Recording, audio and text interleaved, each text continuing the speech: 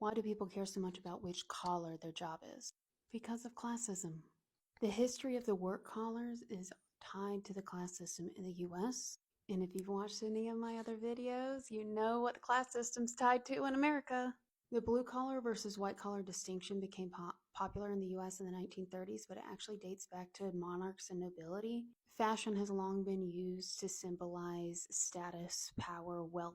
And before industrialization, huge starched white collars, even ruffled ones, distinguished royalty from commoners. Beautiful, right?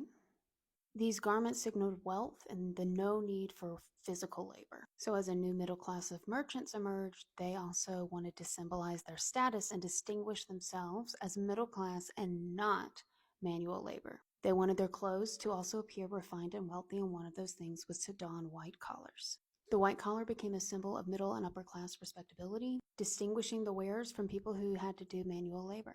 In the 1830s, you could even buy a detachable white collar for even if you did manual labor. You could clip on the collar another time to make you look more respectable. The origins of blue collar is more known. It's the blue collared work shirts that a lot of manual labor's factory workers wore. And where does pink collar get its name? Because pink is for girls, duh. But actually only since the 1940s, because pink used to be a color for boys.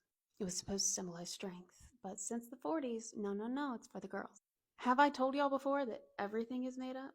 The modern era has broken a lot of these. It used to be just white collar, blue collar, then pink collar. There's a lot of different jobs now, and there's a lot to distinguish because there's not enough manual labor to be done to just consider that the lesser than work. So thus, all these collars, all these social class hierarchies, all of these reminders that your work here can be seen as your only value. And remember, dividing people into different groups and pitting them against each other is a classic technique to keep people fighting each other and not the overall system. So if your collar isn't at the top, you got to have something to look down to.